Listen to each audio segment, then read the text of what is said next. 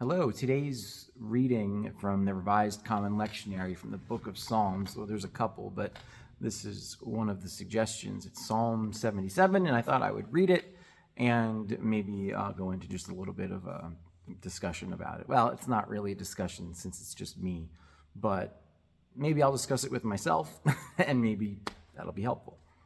Psalm 77 begins like this: I cry aloud to God, that he may hear me. In the day of my trouble, I seek the Lord. In the night, my hand is stretched out without wearying. My soul refuses to be comforted. I think of God and I moan. I meditate and my spirit faints. You keep my eyelids from closing. I am so troubled I cannot speak. I consider the days of old and remember the years of long ago. I commune with my heart in the night. I meditate and search my spirit. Will the Lord spurn forever and never again be favorable? Has his steadfast love ceased forever? Are his promises at an end for all time? Has God forgotten to be gracious? Has he in anger shut up his compassion? And I say, it is my grief that the right hand of the Most High has changed. I will call to mind the deeds of the Lord. I will remember your wonders of old. I will meditate on all your work and muse on your mighty deeds. Your way, O God, is holy. What God is so great as our God? You are the God who works wonders. You have displayed your might among the peoples. With your strong arm, you redeemed your people, the descendants of Jacob and Joseph. When the waters saw you, O God, when the waters saw you, they were afraid. The very deep trembled. The clouds poured out water. The skies thundered. Your arrows flashed on every side. The crash of your thunder was in the whirlwind. Your lightnings lit up the world. The earth trembled and shook. Your way was through the sea, your path through the mighty waters, yet your footprints were unseen. You led your people like a flock by the hand of Moses and Aaron. That's Psalm 77. So this is an interesting psalm. There is a lot that we can relate to in this. The first part of the psalm, maybe the first 2/3 of the psalm, at least the first half, the first half of the psalm, is sort of a lamentation that the person who is speaking this psalm or writing this psalm or meditating on these things is feeling at least forlorn, maybe not forsaken, but is certainly feeling forgotten. I cry aloud to God. There's that Hebrew tradition of doublets. There's the repeating of the same imagery or phrase. Now, often it'll be repeated the second time in its slightly different wording, carrying the same image. But here in this translation, it's the same. I cry aloud to God, that he may hear me.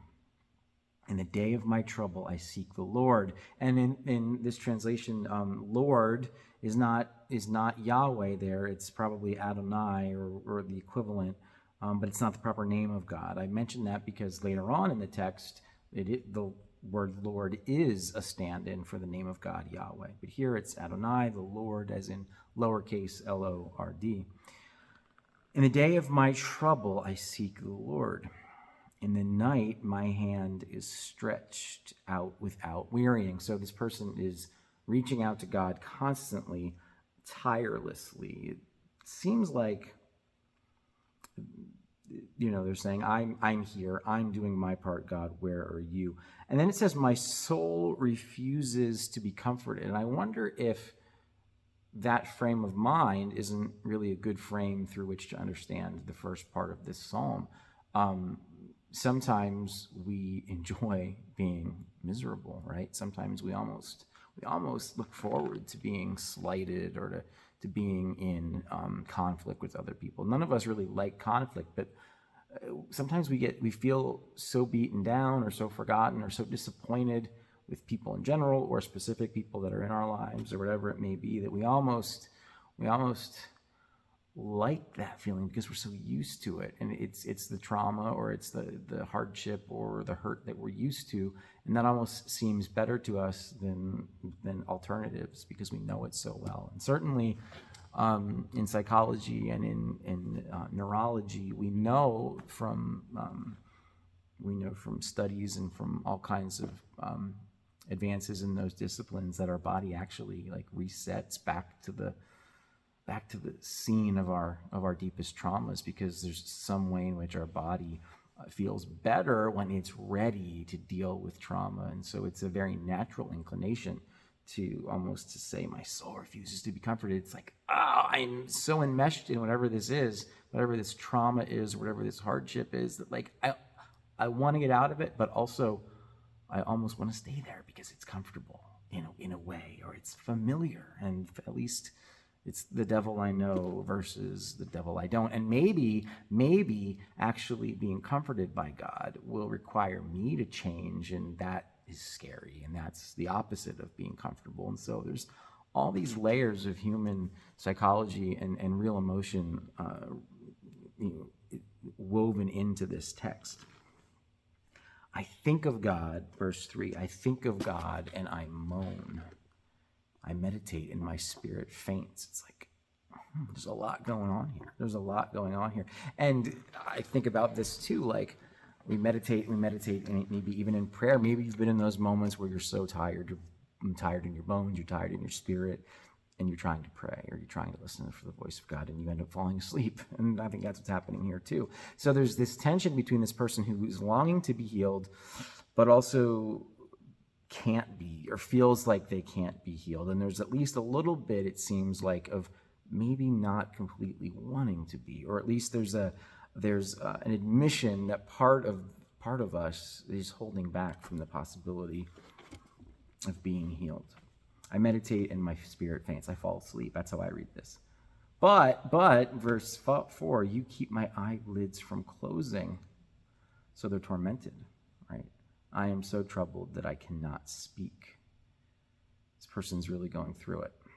I consider the days of old, remember the years of long ago. I remember the good old days, and I commune, and there's a footnote there, with my heart in the night. Now, communing with one's heart is different than communing with God, right?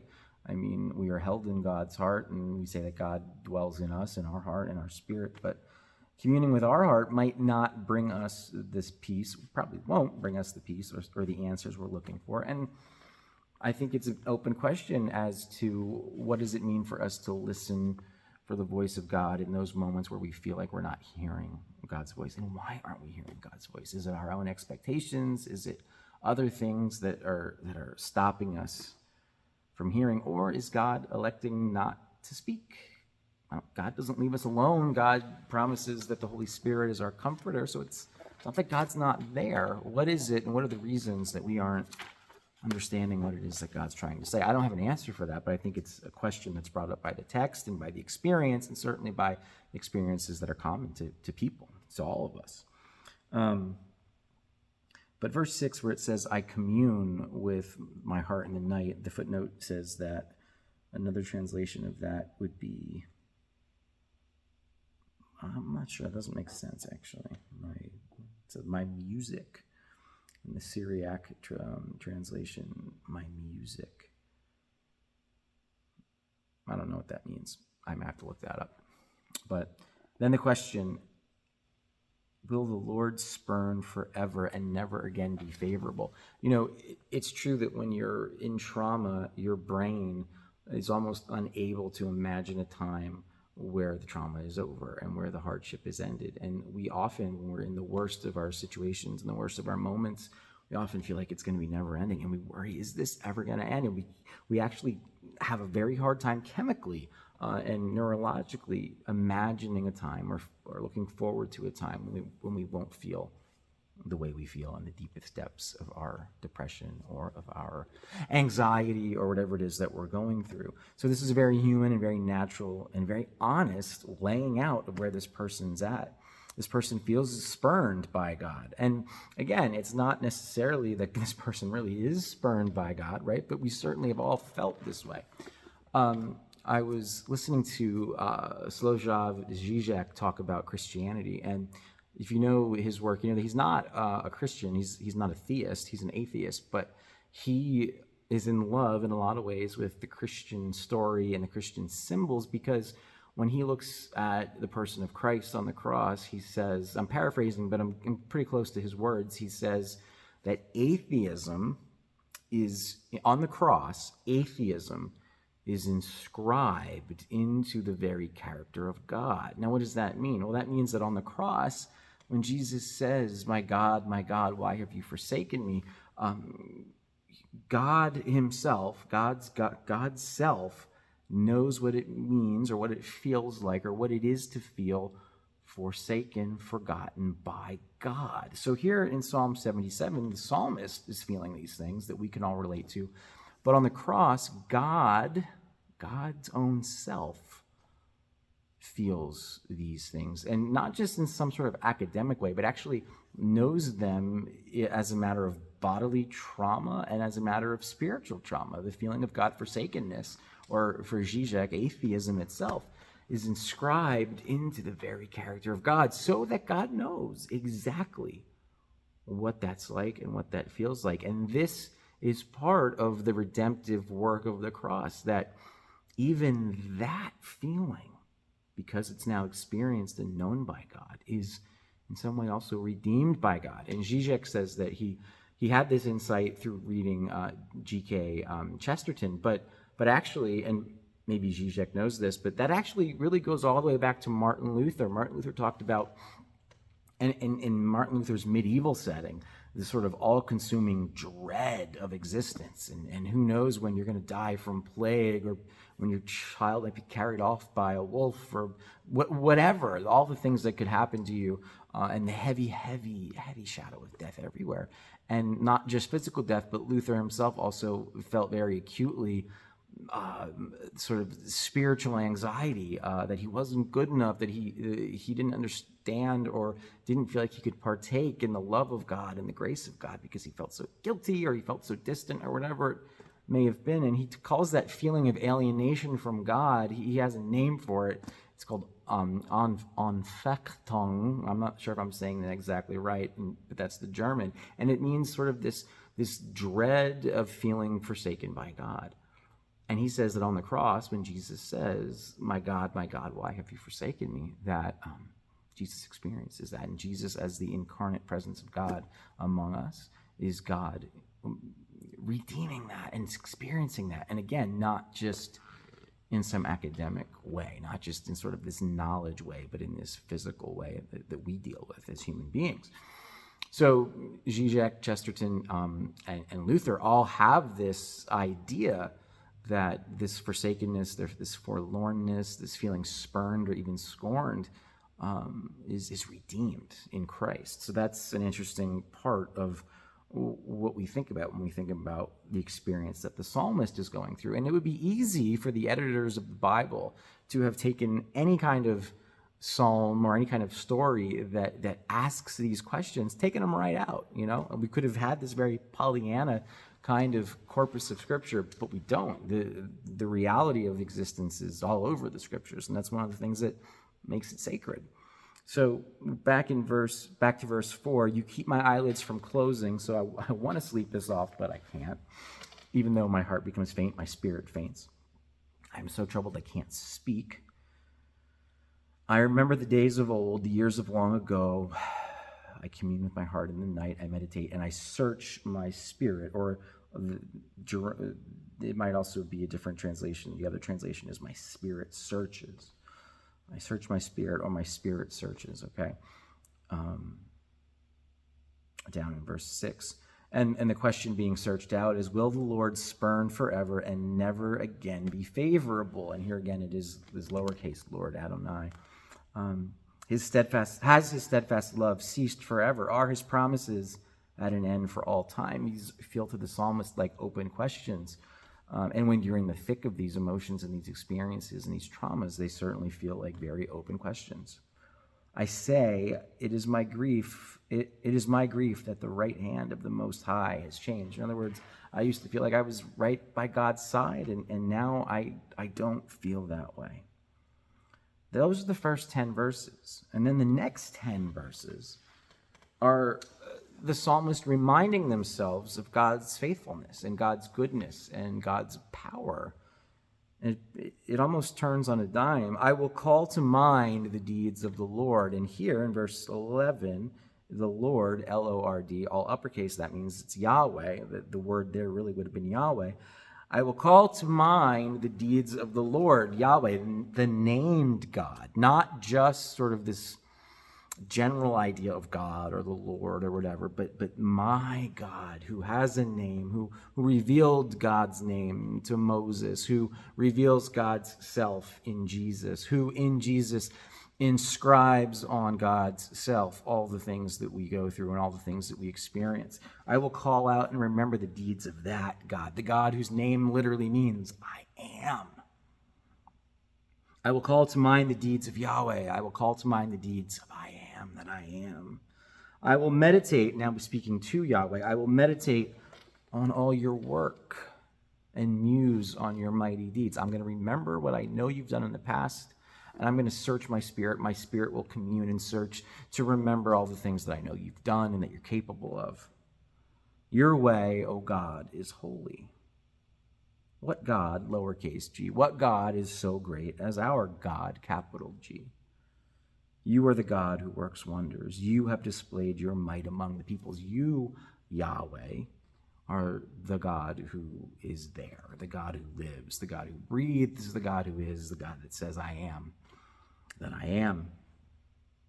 With your strong arm, you redeemed your people, the descendants of Jacob and Joseph. And if you go back and you read the stories about Jacob and Joseph, you know that there's all kinds of generational trauma happening in those stories. There's all kinds of bad faith actions. There's all kinds of bad faith actors. There's all kinds of stuff.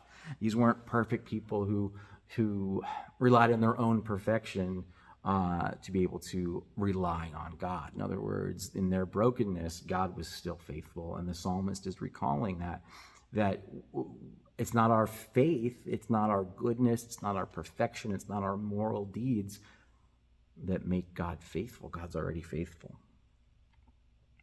Verse 16, we get into the symbolism of the water and the chaos of life. We've talked before about how in the ancient Near East, water was a symbol of chaos, especially the ocean and the sea.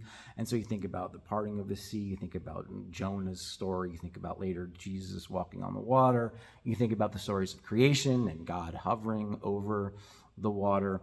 God's sovereignty is above the chaos that we often find ourselves engulfed in or we feel like we're drowning in. And verse 16 says, when the waters saw you, O God, when the waters saw you, that's repeated, they were afraid. The very deep trembled. So the personification of chaos, of loss, of grief, of anxiety, of things that are opposed to God in some sort of like primordial way, those are personified by the deep, by the water, in other scriptures, by sea monsters, things like that. All these rich symbols. But all of that stuff is afraid of God because God is the one who sorts order out of chaos. God is the one who takes the broken places of our lives and puts them together in a way that we never would think, but in a way that is ultimately for our health and our wholeness and our healing. So the waters saw you, they were afraid. The very deep trembled. What a great image. The clouds poured out water. The skies thundered, your arrows flashed on every side, lightning and thunder, but God is the one who is holding it all together. The crash of your thunder was in the whirlwind, and the whirlwind is often a symbol of apocalyptic things, but it's also a symbol of the fullness of God's reach, of God's power, of God's sovereignty, of God's control over the seemingly chaotic situations that we find ourselves in. Now, I don't know how to square this theology with things that happen that we can't explain or that seem to have nothing to do with God and that seem to have to be very much against the character and the nature of God, be they actual natural disasters or the disasters in our lives. But the implication in this psalm, anyway, is that one of the ways that we overcome the desperation that we feel in those moments is by remembering and meditating on God's faithfulness and what God has done in history or in our own lives in the past, and trusting that God will take what's broken again and make it whole or make it well or somehow make it good, somehow redeem the suffering that we experience. The crash of your thunder was in the whirlwind, your lightnings lit up the world, the earth trembled and shook. And then it says sort of this peaceful ending. Your way was through the sea, your path through the mighty waters. You separated the waters of chaos and the waters that were going to devour the people of Israel. You set your own path.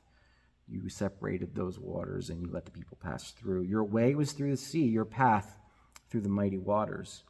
And it says, yet your footprints were unseen. In other words, we didn't see God in some anthropomorphical way trotting through the dry ground in the Red Sea, and yet God is the one who did it. And so we don't always see the evidence of God's healing or of God's making all things new.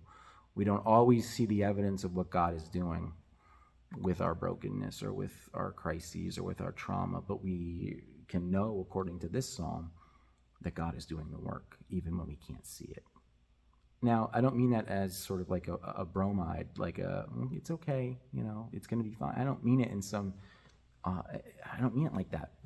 That would cheapen what's really happening in the text. But at the same time, there's a degree to which we, with the writer of the psalm, have to be able to say, we don't know why bad things happen. We don't know why injustice keeps on chugging along. I mean, we do, but we know that we're part of it. We know that we perpetuate it. We know that in many ways we keep Jesus crucified on the cross. We keep the evil machinations going. But why doesn't God just say enough, right?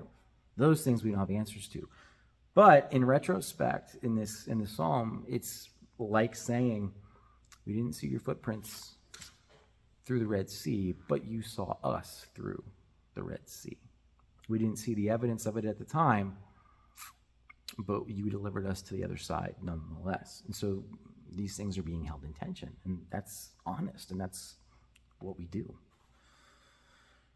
Your way was through the sea, your path through the mighty waters, yet your footprints were unseen. You led your people like a flock by the hand of Moses and Aaron. So you led us to the promised land. You led us there despite the hardship and the turmoil, and despite how devastating at times it was or it felt. So the person who wrote this psalm and who experienced these things is very much like each of us, and they're reminding themselves that even though I can't get out of my own headspace, out of my own spirit, even though my body itself is almost prohibiting me from moving past the trauma, even so, I know that in my life in previous times, I've stopped feeling this terrible. I've stopped feeling this miserable. I've stopped feeling this afraid. I've stopped feeling this broken. That God has been there, and God has shown me in retrospect the way God has been working. And so that's where the hope of the psalm is. And going through these psalms, or going through these readings, I'm not sitting here having studied this in depth recently and having prepared some sort of treatise. I'm reading this and reacting to it the way most people read the Bible. It's like, let me turn to the scriptures and see if there's a word of hope or wisdom for me.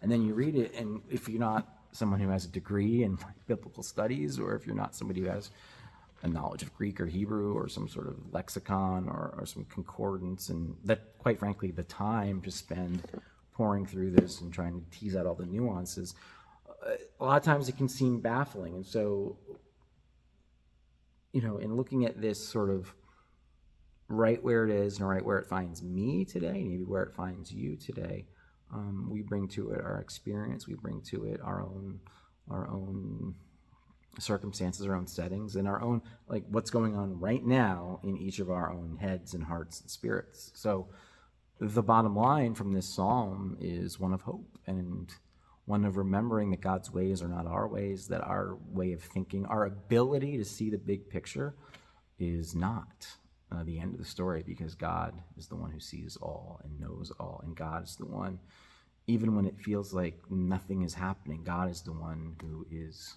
working all things out for the love and the blessing of those who love him.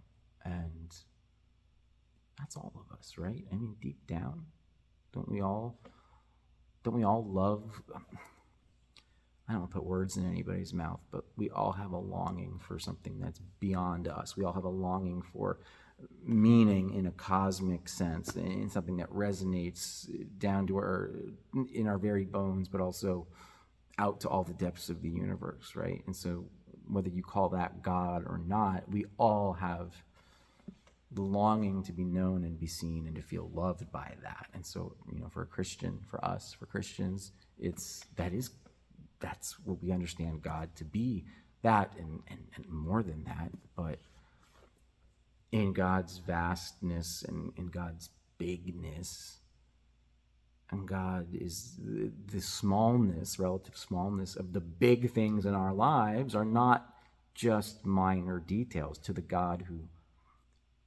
knows what it is to feel God forsaken, and whose character our very struggles are inscribed and are known and are redeemed. And so we have this hope, and we have these promises, and we have the proof from past experiences in our lives or past things that have happened in our communities of faith, in this testimony of the scriptures or of those who have come before us, that God is there and that God is working. It doesn't necessarily make it easier in the meantime, but it is something for us to meditate on and to think about and to pray through and to let our spirits seek the meaning of. So that's Psalm 77, at least for now. Thanks for watching. See you again.